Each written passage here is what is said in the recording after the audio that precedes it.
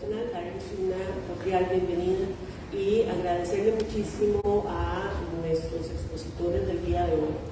Es de verdad un gusto y un honor poder estar compartiendo con don Manrique Álvarez, un historiador de la cultura herediana, un gestor cultural, además un herediano muy querido, muy apreciado, ¿no?, para los que somos de esta provincia, y que ha hecho una extraordinaria labor de recuperación histórica y cultural en nuestra provincia. También nos acompaña José Pablo Arias, el compañero es del Club de Debate de la Universidad Nacional. Y esto es importante también resaltarlo porque junto con el resto de compañeros que forman este club de debate han sido 3 veces ganadores de los debates de la Asamblea Legislativa. Nosotros estamos ante un compañero que ejercita lo que antiguamente era un arte y que cada vez resulta a veces más escaso en nuestra cotidianidad, que es todo este proceso de argumentación lógica. Nos acompaña en esta mesa. Y le doy la bienvenida a mi compañero Esteban Aguilar. Esteban es profesor de filosofía en la Escuela de Filosofía, y pues la dinámica que hemos querido establecer hoy es algo más libre, más de compartir, más de conversación. Vamos a hacer, Manrique va a hacer una exposición sobre leyendas heredianas, y con los compañeros se va a hacer un análisis más desde los discursos o los mensajes subyacentes en estas leyendas. Y ahí ustedes tienen la palabra para poder participar, obviamente, porque de eso se trata. Así que la mesa está servida, tenemos una tarde-noche muy agradable, y dejo con ustedes a las personas pues, que van a hacer posible esta conversación. Don Manrique, bienvenido. Muchísimas gracias, muy buenas noches. Muy agradecido por tenerlos a ustedes invitados. Realmente es un honor, y un honor para mí que la Universidad Nacional me haya tomado en cuenta.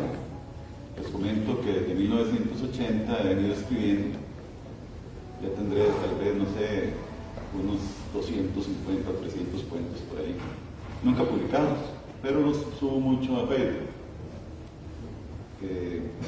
Es una situación especial, puesto que la idea es que llegue al mayor público posible con el menor costo, o sea, sin costo gratuito. Eso ha sido nuestra idea siempre. He tratado de recopilar a través de los años historias, leyendas, cuentos, tanto propios, familiares, como ajenos, que al final son muy parecidos, porque todos llevamos esa carga de historia en nuestras casas que nos une, y nos une a tradiciones y leyendas, tanto nuestras como centroamericanas, latinoamericanas y de origen hasta entonces, pues, no es mi profesión, pero vengo de una familia donde todos hacemos un poquito de escritura, y a través del tiempo he tratado de cambiar ese tipo de estilo a algo más coloquial, precisamente para que sea más agradable la lectura, utilizando hasta palabrillas y palabrotas, y que sea pues dentro de los espacios que la juventud empieza a tener de forma técnica, tecnológica, que es su tablet, su pantalla del teléfono, que no sean muy largos, pero tampoco que sean tan cortos que no dejen un mensaje. Es para toda la familia. Todavía no hemos entrado con los ovnis, pero ya vamos detrás de ellos, porque son temas de actualidad interesantes. Yo traigo una de las que he escrito. ¿Por qué? Porque le he llamado La Llorona del Pirro. Todos nosotros conocemos la historia de La Llorona, o por lo menos la hemos oído comentar en nuestras casas. Pero hay una historia que cada quien le da la interpretación y le da el contexto que usted cree o que le contaron, o que usted propiamente quiere dar para hacerla muy propia. Ustedes, la mayoría son de la Universidad Nacional, es así, ¿verdad? Y conocen el río Pirro, esa orinadilla de vaca que pasa detrás de la Universidad Nacional y que huele pestilente. Pues ahí nos bañábamos un montón de carajillos en Heredia. Ese era nuestro lugar donde íbamos a vacilar, a ver parejillas en las camas verdes, porque ahí estaba el Uliche, a bañarnos en la poza de los Tres Chorros, que era una poza del Pirro, a jugar en una placilla en Cuesta Horrible que le decían el Maracaná, imagínense ustedes, que Maracaná sobre el nombre, porque no había otra cosa. Todo ese lugar, esa frontera de la ciudad que era la avenida 9, perdón, la calle 9, y que no hablemos de la calle ancha de la Universidad Nacional, hasta ahí llegaba Heredia. De ahí partía la calle que subía hacia San Isidro de Heredia o San Pablo. Y para nosotros ir al Uliche, ir a los patios de la Universidad Nacional era toda una aventura. De ahí desaparecía todo, desde los sátiros, los marihuanos, que en aquel entonces había que salir en carrera, los amueleadores, los tocacarajillas. Ahí salía la cegua, el carejo, la carreta sin bueyes, la tulería de Jaimico Malo, el dueño monte, las brujas, el aquelarre, todo, hasta el diablo. Y camino para el Uliche estaba la Bola de Oro. No sé si ustedes recuerdan la farmacia Santa Catalina, que quedaba, qué sé yo, de la POPS 400 metros al este, en la esquina. Ahí era la Bola de Oro. ¿Y qué era la Bola de Oro? Una bola enterrada en una casucha enorme, vieja, llena de una cuartería, donde el que la encontrara y se la quería llevar tenía que pelearse con el pisuicas. Entonces más de uno salió loquito, pero nadie sabía si era loco por haberse encontrado al pisuicas o por el montón de puros de marihuana que se había comprado. Entonces eso era parte de la vida cotidiana de los chiquillos en la Heredia de aquel entonces, donde las puertas estaban abiertas, donde las calles habían pocos carros, donde todo el mundo transitaba y se metía en las casas, donde oía los cuentos, sentías las almas, conocías a las personas por los nombres. La calle de la amargura, ¿por qué? Porque solo solterones, solteronas y borrachos, locos y algunos atormentados. Entonces le decían la calle de la amargura. Yo vivía ahí. Alguna de esas cosas se ve, así que no se preocupe. Entonces, pues nuestros juegos, nuestra vida estaba la universidad, la escuela laboratorio, la entrada ya por el Uliche, bañarnos en las pozas, entrar a explorar ese río Pirro, ir a traer los sapos para venderlos en la unidad sanitaria. ¿Ustedes saben por qué? Porque las pruebas de embarazo las hacían con sapos antes. Y es una prueba científica. Que compraban el sapo cuernudo, no sé cómo le llaman, un sapo grande que salía en el Pirro, a peseta la unidad. Porque podían hacer hasta 3 pruebas por mes con ese animalito. Y no sé si le inyectaban la orina de la mujer embarazada, y si él hacía alguna reacción, estaba embarazada. Y si no lo hacía, pues no. Así que el sapo era el que dictaminaba. Y no crean, si lo buscan por ahí se dan cuenta que era una prueba. Y científica. Antes de que salieran esas pruebas que ahora usted compra en la farmacia.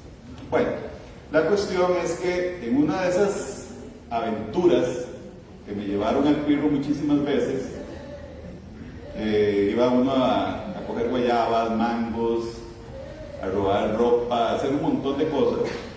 A mí me tocó encontrarme una llorona. Y si ustedes me permiten, se las voy a leer rápidamente. ¿Qué les parece? Se llama La Llorona del Pirro. Desde muy carajillo era sido visitante del querido río Pirro, una larga orinadilla de vaca que en verano acinturaba el este y sur de la ciudad de Heredia. Pero en invierno su caudal crecía tanto que arrastraba el río abajo cantidades enormes de basura, animales muertos y mucha contaminación. Actualmente lo hace todos los días del año, desde San Rafael hasta el río Bermúdez. Parecía un paste limpiador de costras ajenas. ¿Sí saben qué es un paste? Bueno, por lo que uno se limpia profundamente la piel. Aprendí a respetarlo, los recorrí desde Santiago de San Rafael de Heredia hasta el Barrial. Conocí sus antiguas pozas, cuevas, riberas, pasos, recovecos, pedrones, vueltas y cruces. Nunca faltaban en mi casa luminas, cabezones, que son los renacuajos, ranas, caracoles, cangrejos, babosas y hasta sapos machos de sus aguas para venderlos en la unidad sanitaria. Los pagaban bien para realizar unos misteriosos test de embarazo. Se llama la reacción Galli-Mainini. Ese es el nombre científico. Peseta por animalito. ¿Y qué cosa? De las camas verdes del pirro, Briches, salían los carrerones de último momento y también las pruebas para confirmarlos. Sus antiguos puentes fueron carne de exploración para estas manos que los tocaron por debajo sin ninguna malicia. Viejos arcos de piedras canteadas y calicanto que nos recuerdan el viejo fortín y la parroquia. A lo largo de sus riberas vi mujeres llorando tristezas en sus sucias aguas, dolores profundos de pobreza, abandono, desprecio, tristeza, acoso, depresión, engaño, desamores, violación, muerte. Todo y nada, reflejo de muchas vidas. El pirro era su mejor amigo en esos momentos. Sin preguntar empujaba las penas aguas abajo. Su anguloso paso limpiaba las atormentadas almas que lo visitaban al declinar la tarde, desagüe natural de varios recuerdos, de vanos recuerdos, amores frustrados, secretos, vicios y hasta malos tratos. Andando por el pirro pude verlas de largo, otras de cerca. Una sola me impactó para siempre, revolcó mi corazón. Esa una perturba mi memoria hasta el presente, cuando vuelven mis recuerdos. Sus lamentos eran únicos y entremecedores. Sufría tanto. Partía el alma a escucharla. Me la encontré una noche de luna llena, después de las 6, rondaba la poza de los 3 chorros, donde aprendimos a nadar. Cosa rara, el río estaba calmo, misterioso. Solo la marfilina luz de la luna iluminaba el espejo brillante de sus aguas. Ella caminaba corto, sin rumbo fijo, iba y volvía buscando algo. Nunca lo encontraba. Sus lamentos inundaban el soliloquio interminable de la corriente. Toda vestida de blanco, su intenso dolor sacaba lágrimas al más pintado. Miedo, quizás sí y quizás no. Bien persinado y encomendado a la Santísima Trinidad, me acerqué a ver si la podía ayudar en algo. Pero su copioso llanto casi no la dejaba hablar, solo podía gritar: mi hijo, mi hijo. ¡Ay, jueputa! Era la mismísima Llorona del cuento. Casi me cago del susto. Sin embargo, no sé cómo agarré un poco de valor y me senté a su lado para acompañarla en su pena. Valiente, no, nada que ver. Casi desmayado del susto, aunque me sabía protegido de mi Jesús bendito. Un poco más tranquila contó que su hijo de 7 años había muerto ahogado en la poza. Sí, la misma 3 chorros donde tanto íbamos a vacilar. El huila se venía escapado con sus amigos. Un día se tiró de consumida en sus aguas para no aparecer jamás. Nunca hallaron su cuerpo. Por más que lo buscaron, se desvaneció, como si la poza fuera un portal a otra dimensión. Insistieron por días sin suerte alguno familiares, amigos.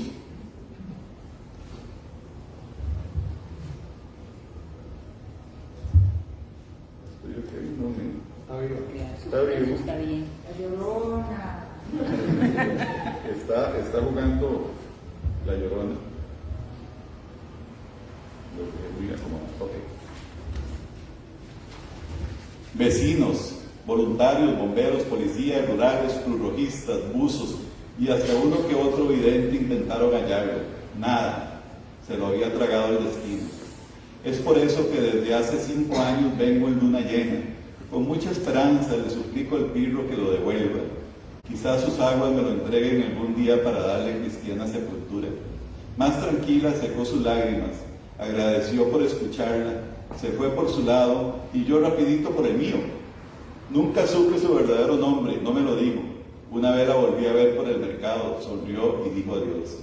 Finalmente, no sé si lo encontró para sepultarlo. Jamás regresé a los 3 chorros en luna llena, por respeto a su dolor. A lo mejor aún llega a las riberas del Pirro con la esperanza eterna de encontrarlo. Para una madre nada es imposible. Ella es una llorona del pasado que no daba miedo por el miedo mismo. Su historia destrozaba el corazón con solo oírla, un dolor que solo Dios podía consolar.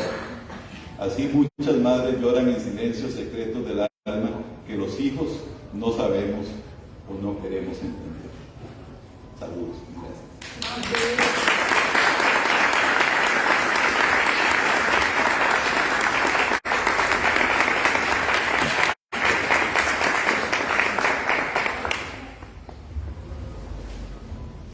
una de las leyendas que a mí me ha gustado porque lleva un mensaje interesante. Ese yo interno, es un filósofo, tal vez más, que una madre en su corazón tan grande, solo ella puede soportar. Es una situación casi incomprensible para los hijos, que al final con el tiempo uno en la madurez empieza a comprender finalmente. Uno pasa todas las etapas, el cariñoso, el rebelde, el criado, luego vuelve otra vez a desandar lo que ya vino soltando, ¿verdad?, con el tiempo. Hace poco les comentaba a los caballeros, no sé si puedo continuar, a los caballeros de que he estado desarrollando un cuento leyenda sobre un personaje herediano que yo le he llamado el ahorcado del Fortín. Este personaje es una emulación, digámoslo así, del Robin Hood inglés en los bosques de Sherwood, pero aquí era en el Beach, o sea, cerca de la Universidad Nacional. Este hombre del pasado, en tiempos de Tomás Guardia, don Próspero Fernández, don Bernardo Soto, allá por la última tercera parte del siglo XIX, apareció robando y asaltando, le decían el Veredas. Se llamaba Gordiano Hernández. Nadie sabe si era de Barba, San Rafael, San Isidro, San Pablo Heredia. Era un tipo que aparentemente tenía cierta cultura y tenía platilla, pero los Hernández de todos esos lados nunca han querido reconocerlo como pariente, porque era un criminal, un asesino, pero también todo lo que se robaba lo entregaba a las personas más pobres de Heredia. Y aparecía allá por los lados de Santo Domingo, por el Matadero, el Rastro, donde uno baja, aparecía allá por San Isidro, aparecía bajando las placas ahí en Nueva Salida Heredia, que era la salida original, asaltando todas las diligencias de la gente que venía de San José de Heredia, pero solo asaltaba a los ricos, a los pobres no. Más de una vez tuvo que enfrentarse y mató a más de un viejillo por ahí,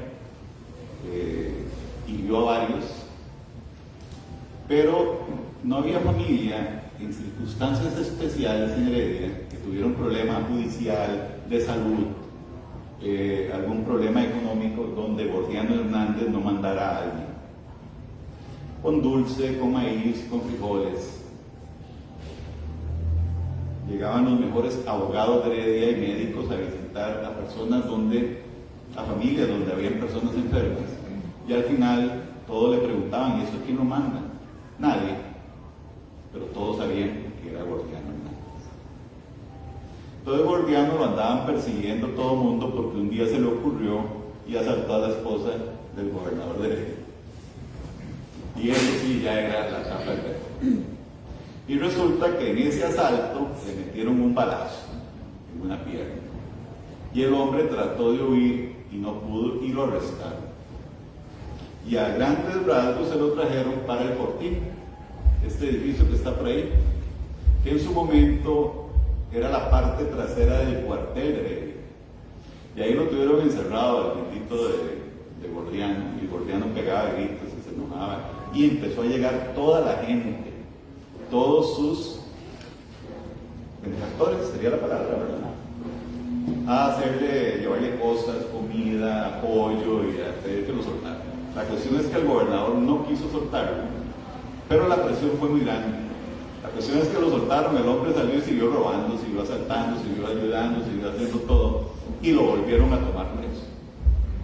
Y resulta que el bendito Gordiano apareció un día ahorcado, y por dentro guindaba su cuerpo, muerto, ¿no? Y uno de los doctores más famosos de Heredia, el doctor Pupo, llegó a revisarlo y dio el parte de muerto, o sea, ya estaba clínicamente fallecido, digamos.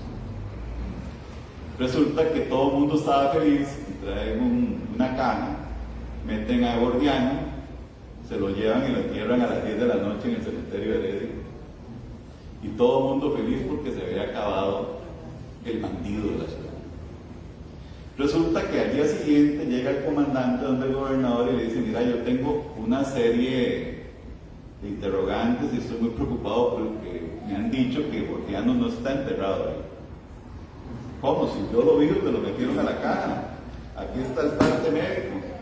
Al final se fueron en la mañana y cuando abrieron la caja lo que había era un muñeco de trapo. Y Gordiano desapareció.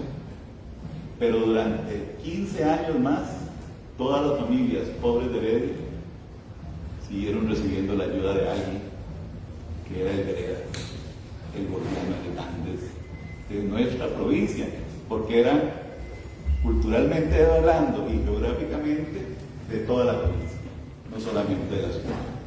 Así que, como todas estas leyendas se comparten a nivel internacional, tanto para la crítica o el apoyo de diferentes sistemas culturales, políticos, militares, no sé cuántas cosas más, todos, por más pequeñas o más grandes, compartimos ese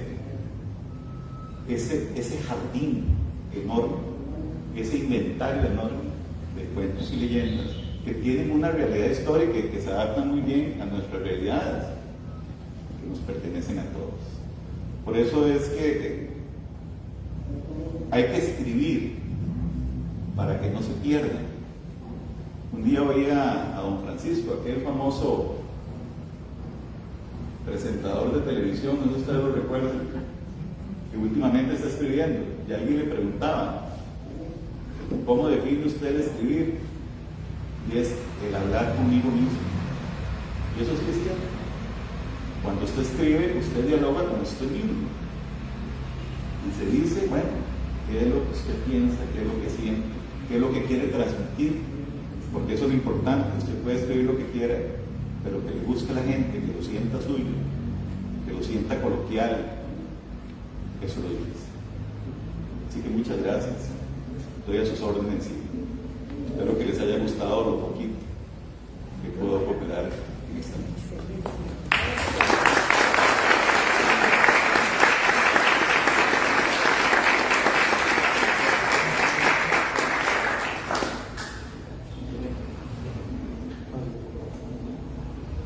Bueno, muy buenas noches a todos. Un placer estar acá. Ya después de esas leyendas tan interesantes que aquí nos cuenta Manrique, a mí me gustaría tal vez hacer un puente entre la leyenda y el tema ético y moral, que si bien es cierto, como él comenta, pues están muy implicadas. Y eso lo podemos ver con leyendas, tal vez, no necesariamente heredia como la Lego, que hay cuidado los que andan dándole vuelta a la huila, les va a parecer, como heredianas. Y de hecho yo tengo una que me pasó a mí, probablemente ninguno la conozca, porque me pasó en una escuela. Yo cuando estaba en la escuela Juan Mora Fernández, me imagino que saben quién es Juan Mora Fernández, había un lugar, un sótano, donde habían cuadros, ciertas cosas de valor, donde la dirección no quería que los chiquitos jugaran, porque después llegan, lo quiebran, lo que sea. Y en ese lugar había un cuadro de una pintura de Juan Mora Fernández que se veía tétrico, o sea, daba unos ganas de salir corriendo del miedo que daba, casi que ver un muerto en vida, porque uno caminaba y pasaba ese toque que el madre sigue con los ojos, entonces uno le daba miedo, pero no importaba porque yo no jugaba escondido, ahí el juego de chiquitos, ahí la anda y todo, hasta que un día una maestra, que era amiga de la dirección, y bueno, aquí ya me pongo un poco conspiranoico, pero esa es mi teoría, nos empezó a decir que aquí en esta escuela, que les estoy contando en Santa Bárbara, habían enterrado a Juan Mora Fernández, y que él andaba asustando a los chiquitos que andaban jugando en el sótano. Así empezó el asunto, o sea, empezó en esto. Lo que pasa es que la leyenda, a lo que yo me he dado cuenta, es un teléfono chocho, empieza con una cosa, termina con otra. Entonces ella nos contó eso y ahí empezó el asunto. Empezó desde que si Juan Mora Fernández le salía a uno y lo tocaba, se moría. Que después había chiquitos poseídos y había chiquitos que de verdad como que les hacían mala cara. Y conozco un caso particular donde, pero el nivel ya era tanto el miedo que nos generaba a todos los estudiantes que el sótano era un completo y absoluto tabú. Y bueno, es cierto, es una leyenda y es al fin y al cabo cultura del país. Me imagino que tal vez ustedes han tenido pues una experiencia propia, si no la han tenido, ojalá no la tengan, porque es algo un poco chocante de tener la experiencia, da miedo, pero al fin y al cabo es un poco la cultura, pero es ver, como bien nos comenta Manrique, es ver el choque entre la parte cultural y la parte ética, porque al fin y al cabo lo que a nosotros nos hicieron, que insisto con la conspiración, pero creo yo, fue de no se acerquen ahí porque me van a querer un cuadro, porque el cuadro era caro, era un cuadro grande, habían trofeos, había ciertas cosas que no querían, no tenían tal vez el interés de que nos acercáramos, y me parece muy curioso a mí que justamente fuera una profesora que nos contara. Mal por parte de la profesora porque éramos chiquitos. Puedo entender que no querían que le quebráramos el cuadro, le quebráramos el trofeo, pero es que yo les voy a ser honesto, yo ahí no me acercaba por nada del mundo, y en ese momento ahí me decían, yo le doy un limoncho para que se acerque, y yo les digo que no, que para mí esa era la moneda de cambio en esos entonces, pero es que en serio el miedo que generó fue muy grande, y eso empezó de las muertes de los poseídos. Después había gente diciendo que Juan Mora Fernández andaba poniendo bombas. La vara escaló a un nivel que yo no comprendía, pero es que es al fin y al cabo un poco lo que son las leyendas, van variando de generación en generación, inclusive en generación, de boca en boca, van variando. Tal vez aquí, ya comentando un poco, bueno, una leyenda que probablemente no conocían, me gustaría saber, Esteban, desde cara a lo ético y moral, viendo claramente las implicaciones morales que pueden tener algunas, que nos comente pues, su opinión, qué impactos puede tener las leyendas, que si bien es cierto son culturales, ese impacto ético es evidente, es algo claro. Solo es que nos comente un poco cuáles son esas implicaciones éticas que existen dentro de las leyendas.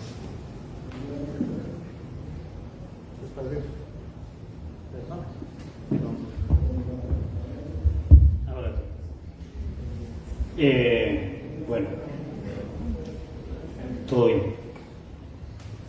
Hay varias cuestiones acá.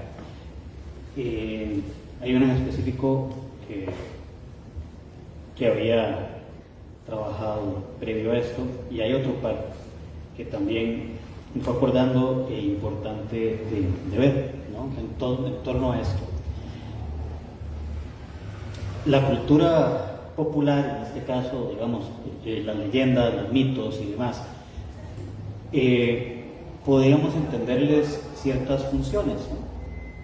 En efecto hay una función, como dice Juan Pablo, que básicamente es de control de conducta, ¿no? ¿Verdad?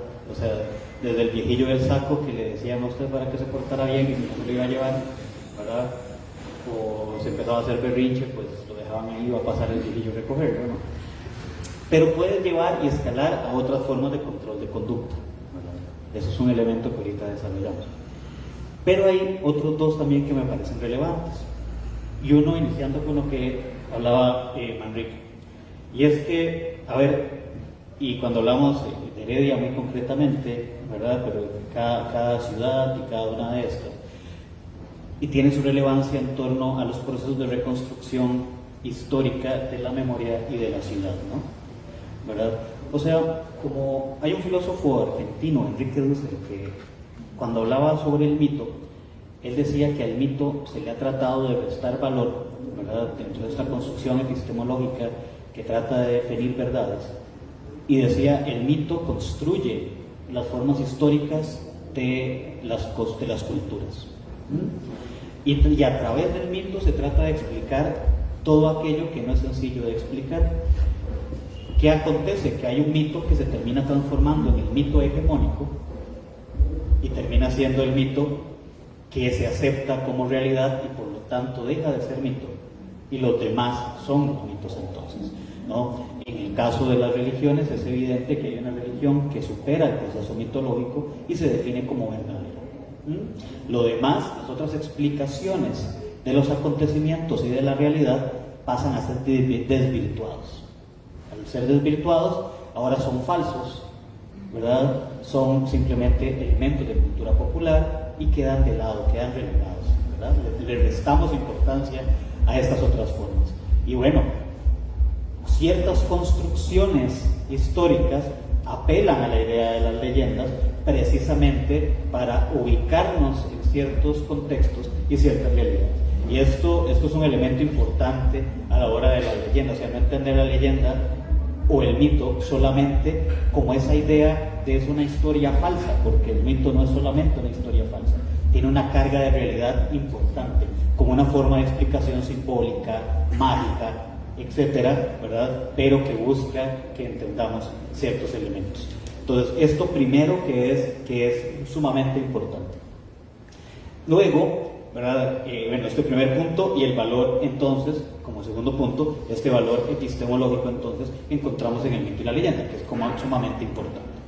Y ahora, este último también va a responder a esto mismo, ¿verdad? Por ejemplo, Enrique nos contaba esta historia del ahorcado del Fortín, evidentemente, y decía una cuestión que me parece muy acertada, y que también la decía Juan Pablo pequeñito. Esas adaptaciones que se van dando de las historias, pues evidentemente responden a contextos específicos. O sea, llegar, y este ahorcado del Fortín, que es básicamente ese Robin Hood, ¿verdad?, nos lleva a esta forma de explicación de ciertos, incluso, a ver, hay que hacer su reconstrucción y su ubicación histórica. Si hablamos de la época de Tomás Guardia, que menciona Manrique, y los posteriores, pero podemos ir a los previos. Recordémonos que Tomás Guardia lo pone en la oligarquía cafetalera, pero les sale chueco, ¿verdad? La oligarquía cafetalera lo pone en el poder y después él dice, ahora sí me lo robo, ¿verdad?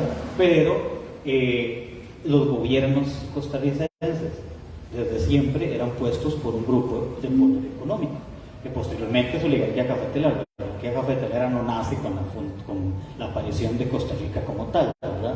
Hay todo un proceso histórico respecto a esto, pero hay un ejercicio de poder, ¿verdad?, que define quién está ahí. Entonces un personaje de estos nos representa ciertas formas de resistencia a esa oligarquía. ¿Qué pasa? Que históricamente, si vamos a un elemento de historia tradicional y de la que normalmente se quiere montar, que nos dice que Costa Rica nació democrática y linda, ¿verdad?, es la misma historia que va a decir que entonces la gente le aplaudía a la oligarquía. Y qué buena nota que era el presidente, qué lindo que era, se sentaba en el parque a conversar con la gente, que es una visión romántica de esa construcción histórica. Pero detrás hay un proceso de desigualdad gigante, donde esa persona bonita que se sentaba en el parque tenía mucha plata. Y fue presidente porque la oligarquía quiso que fuera presidente. Entonces, el hecho de que aparezca un personaje de estos, lo que nos dice es, no todo el mundo estaba feliz con ese presidente. Entonces nos rompe una historia que se construye como oficial, que decía que todos éramos igualiticos, aplaudiendo, todos blanquitos y bonitos, ¿no?, como los pingüinos de Madagascar, ¿verdad?, todos aplaudiendo lindamente, ¿verdad?, a esa gran oligarquía que dominaba el destino político y económico del país y por lo tanto del resto de la gente. Seguir creyendo la idea de que entonces todos eran felices y apoyaban a estos que eran muy buenos, y que, bueno, Tomás Guardia, que era un dictador, catalogado de dictador o de dictablanda, dice Daniel Camacho, ¿no?, pero que en efecto gobierna con mano dura, ¿verdad?, durante 12 años, ¿verdad? Entonces empieza a despertarnos ciertas cuestiones de por medio, ¿verdad?, en tanto estas formas que es interesante en términos de resistencias políticas, porque están aisladas, o sea, no las encontramos oficialmente en la historia. Entonces sería interesante llegar y decir, ok, mira, si de aquella época surge una leyenda de gente que está robándole a los ricos y dándose a los pobres, ¿qué diablos están pasando en una Costa Rica igualitica? Porque entonces tan igualitica no es, ¿verdad? No son más iguales que otros, decían por ahí. Pero ¿qué sucede entonces en eso? Que aparece este personaje, y esto nos genera cierta curiosidad, que en filosofía es importantísima, ¿verdad?, para empezar a buscar los acontecimientos históricos, empezar a rebuscar los periódicos de la época y empezar a ver qué es lo que realmente pasa. Y aquí volvemos al primer punto importante de la leyenda en términos de reconstrucción de memoria. Entonces, por ejemplo, nos venimos a dar una vuelta y empezamos a ver estas cosas que están por ahí. Estamos acá en la Casa de la Cultura y empezamos a buscar un poquito la historia de Alfredo González Flores, ¿verdad? Es interesantísima, ¿verdad? Primero que tal vez alguien se lleva un huevazo porque dice, putica, pero este mae nunca ni siquiera quería ser presidente y lo subieron a dedo, ¿sí? Dijeron, oiga usted, vení para acá que vas a ser presidente, pero después el cabrón funda un banco, pone impuestos y no sé, lo tumba la oligarquía, ¿verdad?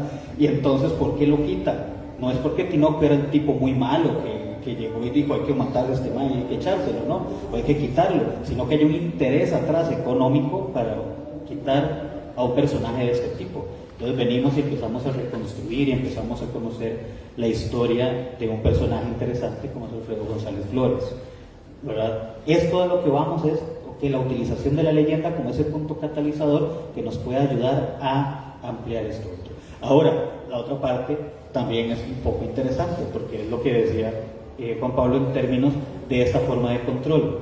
Ahora, podemos también pensar en otras leyendas, el Cadejos, la Cegua que mencionaba ahora Juan Pablo, etcétera, ¿verdad? Muchas de estas historias normalmente, incluso vamos a los mismos cuentos de Magón y demás, por ahí vamos a encontrar ciertas cuestiones que nos van a hablar donde la moraleja básicamente es o se porta bien o se jode, ¿no? Sigue estas normas o se jodió, ¿verdad? Si quiebra, si se mete yo estaba en el Liceo Heredia, si se ocurre meterse a los túneles del Liceo Heredia, ¿verdad? No sé quién estudió aquí en el Liceo Heredia, pero había todo un tema respecto a los túneles, ¿verdad? Y que conectaban todo por aquí, todo por allá. Era interesante, ¿no? Ir a darse las vueltas, pero claro, era sancionado con una boleta y suspensión y demás, meterse al lado de la magna, etcétera, ¿no? Pero en pequeñito tratan de generar estas formas de control. Ahora se vuelve interesante tratar de pensar los contextos históricos reales que acontecen y el momento en que las leyendas surgen. Y aquí nos viene otra cuestión que nos podemos empezar a cuestionar, otro elemento ahí que aparece, y es el que dice, ok, ¿por qué había que comportarse de esta manera? Por ejemplo, si nos vamos a la misma época, ¿no?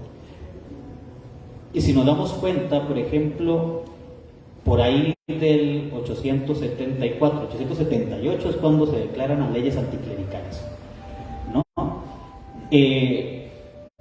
Ya con Tomás Guardia, la iglesia empieza a tambalear en el ejercicio del poder. Pero antes, desde 1852, más bien que la iglesia es la cargada de la educación, se la quitan después, vienen las leyes anticlericales. Hay un avance muy fuerte de los grupos liberales en Costa Rica. Todo esto, si uno lo empieza a revisar y empieza a decir, mira, hay una discusión sobre cuál es el rumbo moral.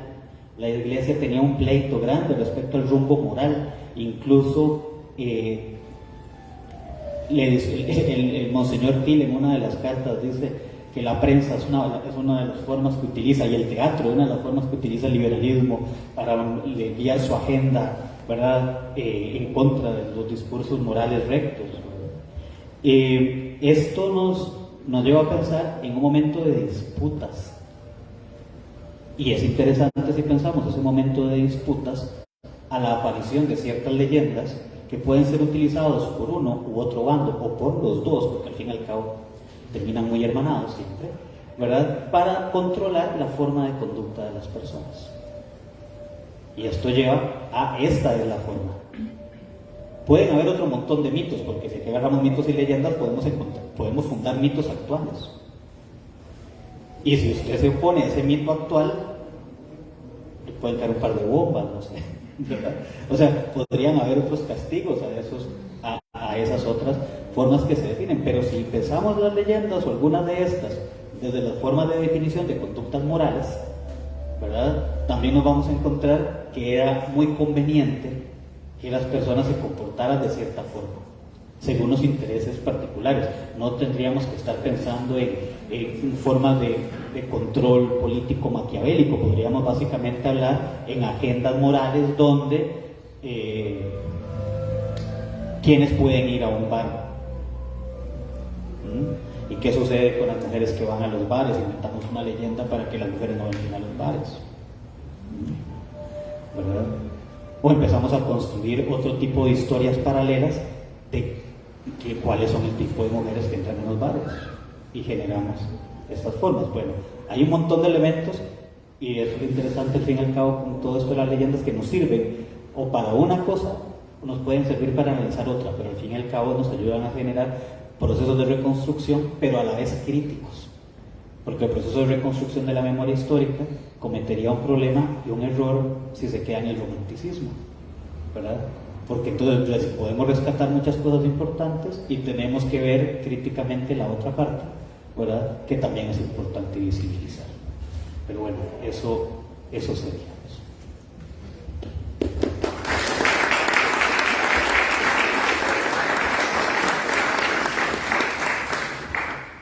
Bueno, me parece muy interesante el comentario de don Esteban a nivel ético, y ya que les comenté este tema de la escuela Juan Mora Fernández, que podemos ver un control a cierto nivel, también lo podemos ver con tal vez mitos o leyendas que ustedes conozcan.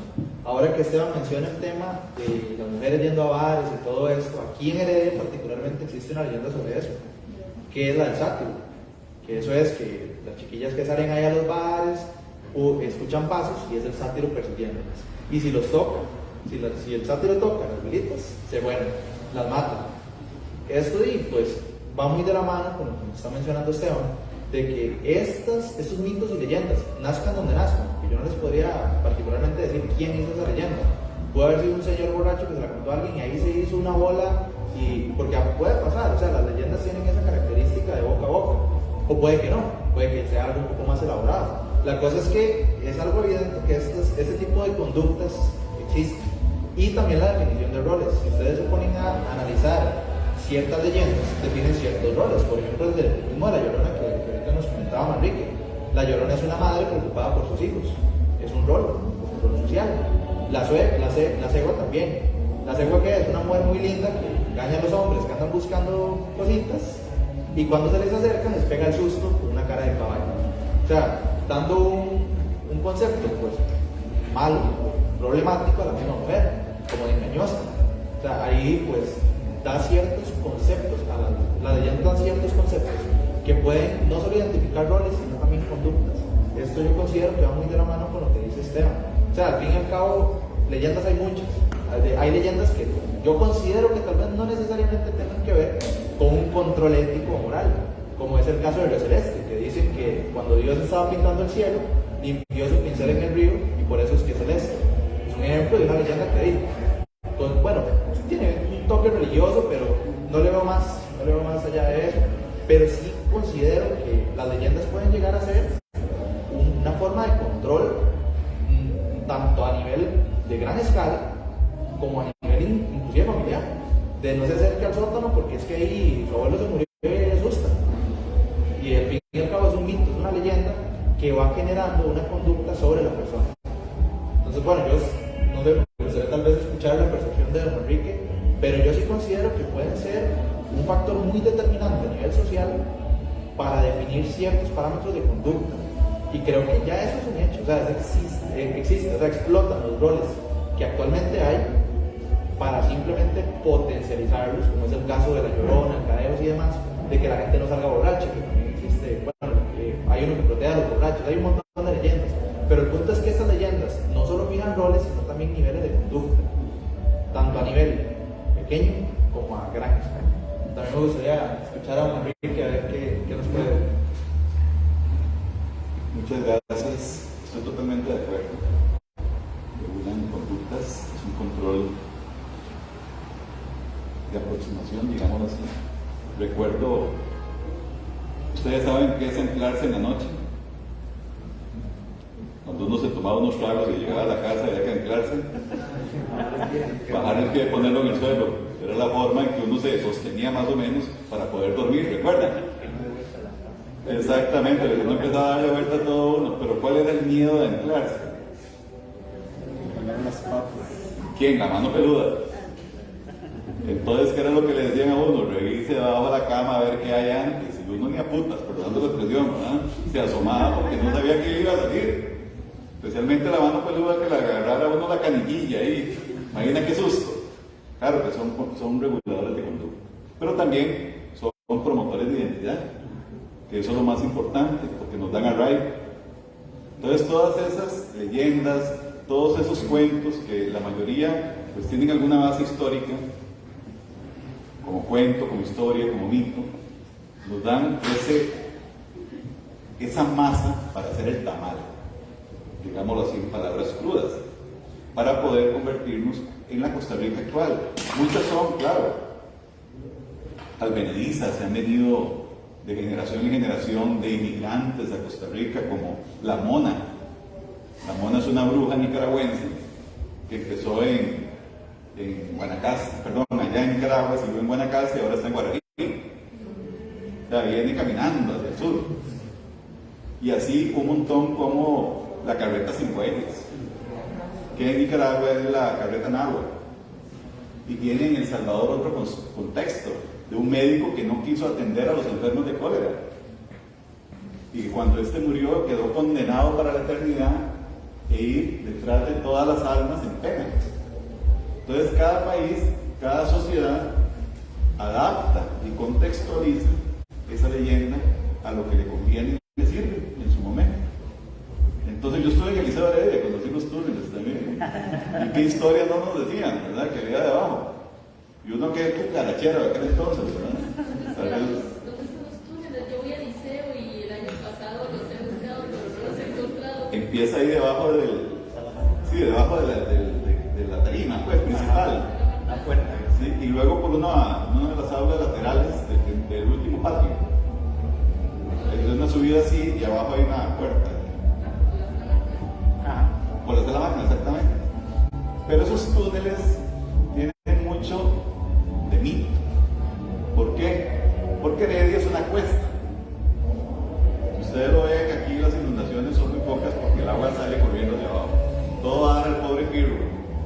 Perros muertos, latas, carros, pievos, refris, todo lo que se pueda encontrar. En aquel entonces, en lo que es el gimnasio del Liceo Heredia, hasta el seguro, se llama el seguro, está allá por el palacio, en la clínica, había un zanjón que le llamaban el Zanjón de Solera. Ese lugar lo que hacía era cortar las aguas que venían de Barrio de San Rafael y tirarlas hacia el oeste de la ciudad, con el fin de que no anegaran el centro. Entonces, después de eso se crearon las primeras acequias, que si ustedes ven un asterisco, ese es el nivel de acequias que tiene Heredia, cruzado en X y se va ramificando. ¿Por qué? Porque ella estaba abasteciendo de agua los beneficios laterales de la ciudad, como donde está Oxígeno ahora, que eran los beneficios y Walmart, que eran los beneficios de don Alfredo González, de don Julio Sánchez, de don Carlos Salazar, donde está McDonald's, los de San Rafael, en fin, La Macha, donde está el hospital nuevo. Todos esos beneficios recibían el agua para mover sus máquinas hidráulicas, para también lavar el café, iban a través de estas cañerías. Estas cañerías a veces miden hasta 2,5 metros de diámetro y están encapsuladas, son una atarjea de ladrillo rojo en forma oval o redonda. Y hablando con gente de la empresa de servicios públicos de Heredia, que maneja el agua local, me decían que todavía muchas funcionan.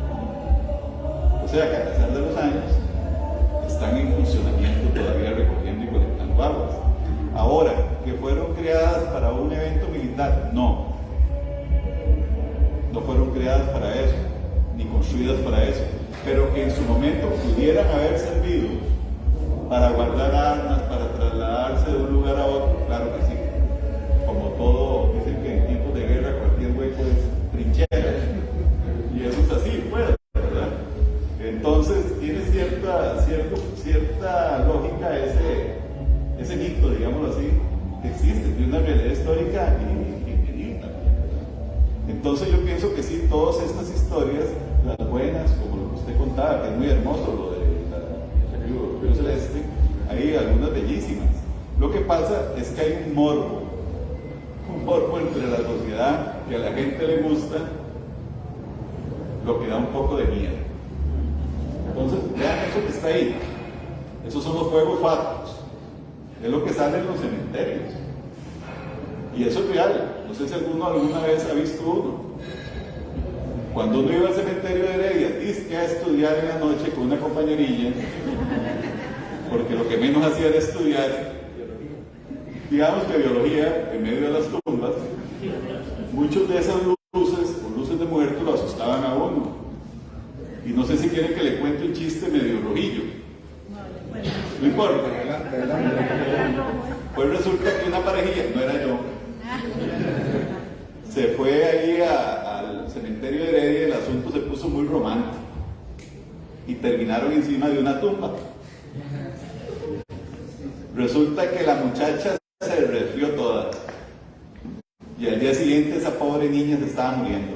Entonces el papá decidió llamar al doctor. Le dijo, doctor, por favor, se me está muriendo mi hija, yo creo que es que se mojó y se resfrió. No, ¿cuál mármol? Pero es el cuento. Y llega el doctor y ya la revisa. Y le hace toda la inspección, la ausculta, creo que esa es la palabra, ¿verdad?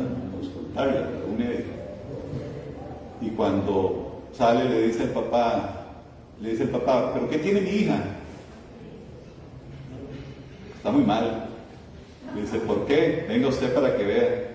¿Qué fue lo que le pasó? Se le murió el culo. ¿Cómo que se le murió el culo? Vea, nació en 1954, era las nalgas y murió en 1980. Estaba sobre una tumba recién pintada. Y con el perdón de esa palabra, está en el diccionario de la Real Academia Española de la Lengua. Así que es una palabra usada. Pero eso es parte de toda la leyenda, el cuento, el mito, que no solamente tiene que ser triste, tiene que ser suspenso, tiene que ser miedo chocante, sino también puede ser risa, puede ser comedia. ¿Por qué? Porque desde los niños más pequeños hasta los más grandes tienen derecho a conocer su historia de una forma agradable, ya sea desde la más de suspenso, de susto, de miedo, hasta la más blanca, digámoslo así en otras palabras.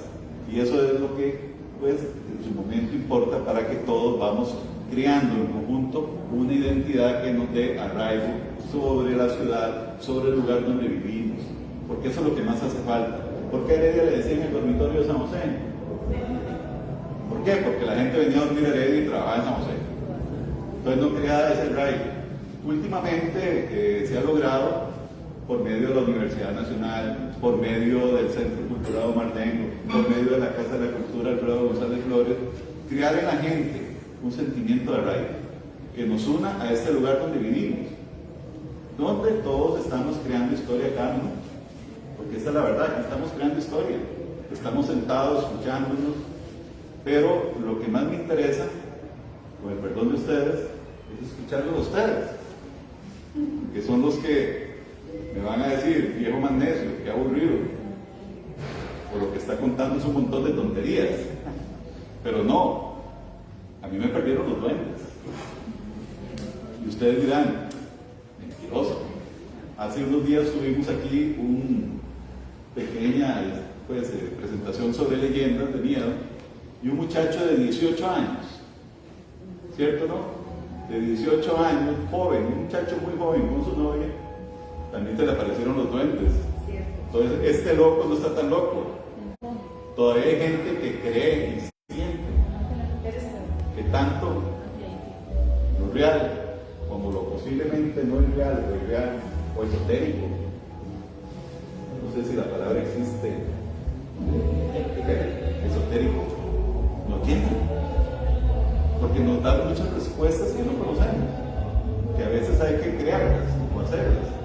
Yo no soy filósofo, sino que mi filosofía es aprender de los que saben, porque eso es lo que nos permite salir.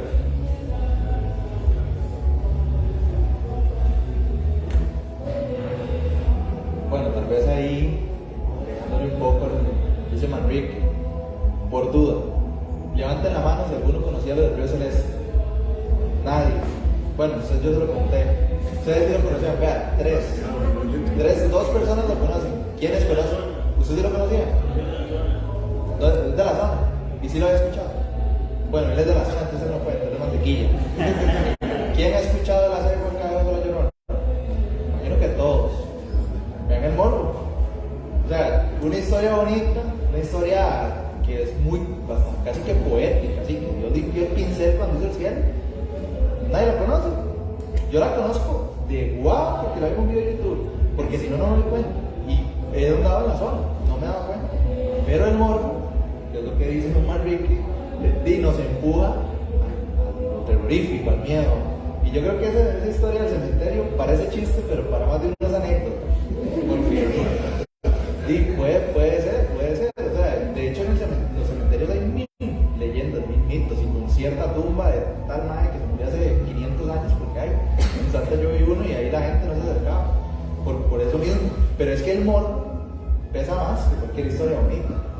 tal vez no sé si alguno tiene una pregunta, quisiera hacer un aporte, tal vez sea importante. ¿Sí? Bueno, con respecto al duende, también lo vi hace muchos años en Miramar, Punta Arenas, en una casita sin agua, sin nada, sin ventanales, que se abrían con puertitas de madera que quedaban en la noche abiertos. Y nunca ha dado una garantía de ver, y ya cuando morí, se despareció. Yo conozco a un amigo que con la novia se lo llevaron los duendes también, eso dijo papá. Y es bonito porque, por ejemplo, en lo personal, es una historia de familia, entonces se vuelve una historia familiar. O sea, por ejemplo, mi hijo me contó un cuento, ya hay una historia y se ve lo que 500, se va convirtiendo ya no solamente en una leyenda o en una historia, ¿verdad? En un personaje, sino que ya lo lleva a ser familiar, como decía. Yo creo que eso es lo que hace una familia que vuelve así una sociedad, ¿verdad? Un país, que ahí vamos a ver, que es súper enriquecedor, escuchar lo que estamos haciendo ahorita, que nos enriquece porque son historias que podemos hablar de generación en generación. Y volviendo al tema que estaba antes de que ustedes hicieran esta exposición, hablando sobre los libros, hoy por hoy, el tema de leer un libro, papel, tinta, bolígrafo, todo eso, ya es muy difícil, ya cuesta cada vez más. Entonces, la importancia de esto de poder crear conciencia en las nuevas generaciones, lo rico de esto, lo rico de estudiar en la escuela de el pánico que daba meterse a la sala magna, por ejemplo, no va a asomarse. Entonces, esas historias que uno pueda pasar por el cuerpo, poderle decir, por ejemplo, a este libro, me encanta esto, a este libro, y esta es la persona de hay muchas historias también. Entonces, creo que eso es rico conservarlo, que las nuevas generaciones lo aprendan para que podamos continuar con esto, y que ojalá en unos años se vengan las nuevas generaciones ahí sentadas debatiendo sobre lo que estamos. Sí, eso es verídico, es parte de nuestra cultura, al fin y al cabo, esas mitos y leyendas, sean buenos o sean malos, creo que forman parte de todos nosotros como Costa Rica, prácticamente. Entonces, Nada más respecto a esto que decía la compañera, escuchando a Cabo de Calipso de fondo. ¿No? Hay un tema que es importante en esto y que me parece valioso, y es el rescate y no despreciar la oralidad, ¿no? Hay un libro que acabo de publicarle una que trata precisamente de esto, de una amiga de la Escuela de Filosofía, que es un libro que se trabaja sobre el tema de la oralidad en el calipso costarricense, y trabaja con esos señores que están cantando con Cabo de Calipso, ¿no? Es un libro que se llama De Griots y Epistemología de la Existencia, de María Laura Stephens, precisamente dándole todo el valor y el peso que tiene el tema de la oralidad, ¿verdad? O sea, el conocimiento impreso, importantísimo y evidentemente ha marcado la historia, pero esto no quiere decir que la oralidad carezca de valor epistemológico, ¿no? Que tiene mucha importancia, y eso es importantísimo también de tomar en cuenta, ¿verdad? Y parte precisamente de esa forma de reconstrucción de la historia y del conocimiento de la oralidad, ¿verdad? Que no nos permite ubicar en qué momento aparece esta leyenda, pero es que sí en efecto permite esa forma de que la leyenda no acabó ahí, se va reconstruyendo, va apareciendo, va haciendo otras cosas, se va generando una cosa más grande, está en continuo movimiento, diría, ¿verdad? Y en continua construcción, y eso también es sumamente valioso, precisamente que solo es posible a través de la oralidad, ¿verdad? Que es la que permitiría ir enriqueciendo eso. Entonces, solamente era eso, y no sé cómo estamos con el tiempo. Ya, ese concierto lo está organizando la U también, entonces aprovechen, creo que todavía falta rato, entonces para que vayan allá a mover el esqueleto.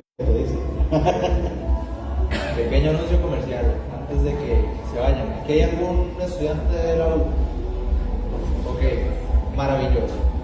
Solo para que sepan, ahorita estamos haciendo pruebas de admisión en equipo de debate, por si a alguno le gustaría formar parte. Participamos tanto en esto como ya en debate a nivel nacional, como bueno, ya comentaba, ya tenemos 3 campeonatos ganados. También a nivel internacional, ya han ido, bueno, algunos compañeros míos fueron a España y el plan es próximamente poder ir a Panamá a representar a la U y al país. Si alguno está interesado, es bienvenido. Si no está interesado, pues también es bienvenido. No importa. Para los que no, si quieren pues seguirnos en redes sociales, ahí estamos. Subimos cosas de temas de debate, actualidad política. Entonces, cualquier persona interesada pues me puede preguntar ahorita, yo voy a quedar un momento. Si no, por la U, ahí pegados unos pósters, ahí está mi número, hay un código QR, lo pueden hacer y ahí les estaremos informando para los interesados. Muchas gracias. Muchísimas gracias.